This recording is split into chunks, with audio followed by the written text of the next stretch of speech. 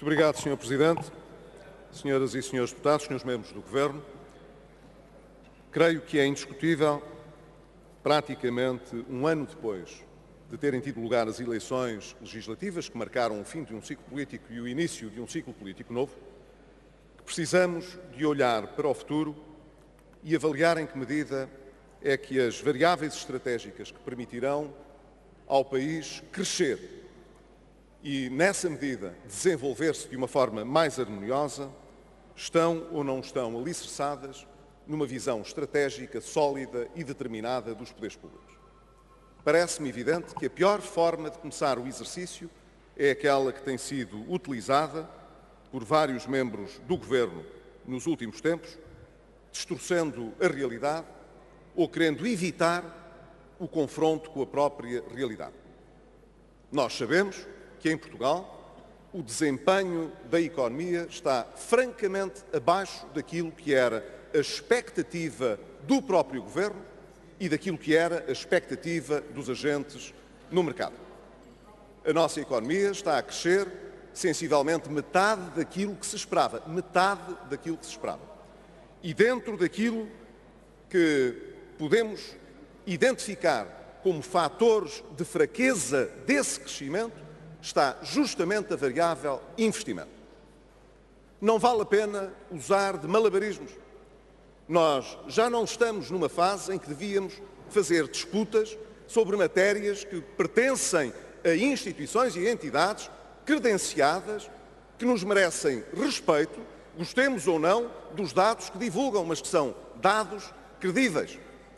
Por facilidade, mais uma vez reporto, para o mais recente relatório que foi apresentado pelo Conselho de Finanças Públicas, que diz simplesmente, a propósito das contas nacionais reportadas ao primeiro semestre deste ano, que o investimento registrou uma diminuição homóloga mais acentuada no segundo trimestre, passando de uma taxa de menos 1,2% no primeiro trimestre para menos 3% no segundo.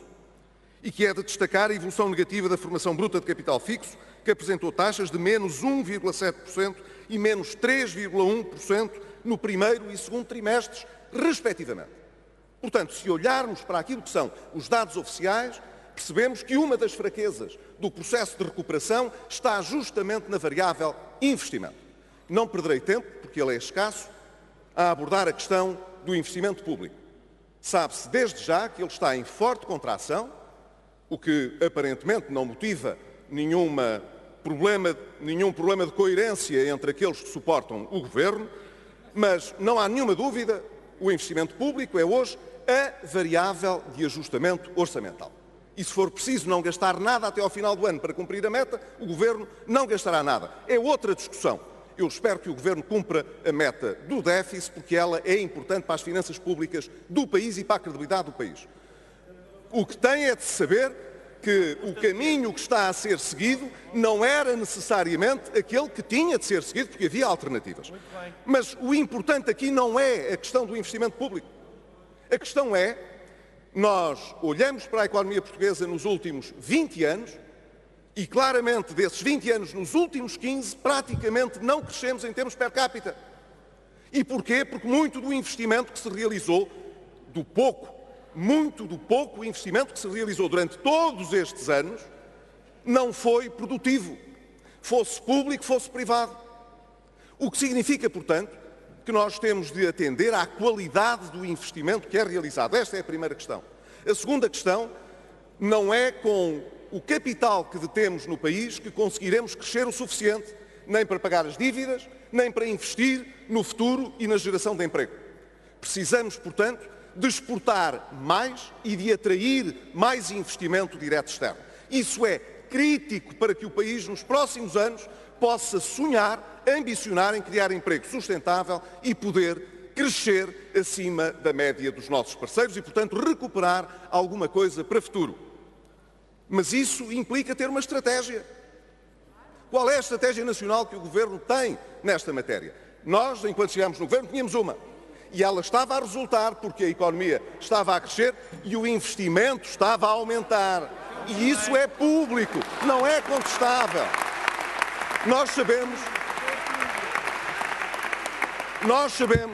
que é preciso reduzir os custos de contexto, nós sabemos que é preciso dar estabilidade fiscal, nós sabemos que é preciso diminuir aquilo que é a desconfiança sobre as condições de mercado.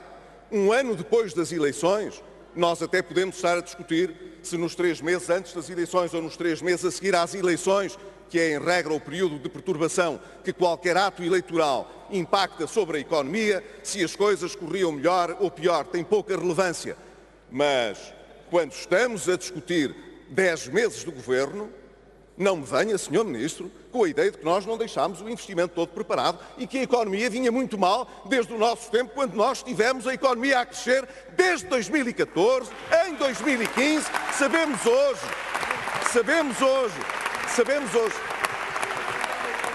hoje que o valor acrescentado bruto nas empresas portuguesas não financeiras aumentou em 2015 face ao ano anterior, que batemos os recordes nas exportações. Portanto, não venham com essa conversa, porque não é uma conversa positiva nem construtiva para o futuro. O que nós queremos, Sr. Presidente, Srs. Membros do Governo, é dizer o seguinte: se nós precisamos de exportar mais e de atrair mais investimento externo, precisamos de avaliar as reformas estruturais que foram feitas e acrescentar uma nova lista de reformas estruturais que garantam a confiança, a competitividade e a regulação do mercado. Precisamos ser uma economia mais aberta, mais exportadora, com menos investimento dependente do mercado interno e mais olhar para o mercado global. Foi aí que a economia portuguesa falhou nos últimos 20 anos. Ora bem, Sr. Ministro, chegado aqui, deixe-me rematar e concluir que é difícil não ter uma estratégia clara para isto e, ao mesmo tempo, acrescentar... Eu estou mesmo a concluir. Dúvidas quanto à permanência ou não permanência de Portugal no euro, quanto à necessidade de reestruturar ou não reestruturar a dívida. É a discussão que é suscitada no apoio que é dado ao Governo. E, finalmente, Sr. Presidente, porque eu quero mesmo terminar, faz favor, quando o Governo alimenta ideias como colocar o acesso a contas bancárias a partir de 50 mil euros, alterações ao IMI, alterações ao arrendamento urbano, quando fala de novos impostos sobre o património, justamente na área imobiliária, que é aquela que mais dinamismo tem tido nos últimos anos. Mesmo que terminar, Sr. Deputado, faz favor. Quando o Ministro das Finanças vem dizer que pode haver mexidas nos impostos indiretos, Sr. Presidente, Srs. Membros do Governo, nós sabemos que esse não é o caminho. Obrigado, mas nós estamos disponíveis porque sabemos qual é o caminho para pôr a economia portuguesa a crescer, a atrair o investimento e a gerar o emprego. Muito obrigado. Muito obrigado.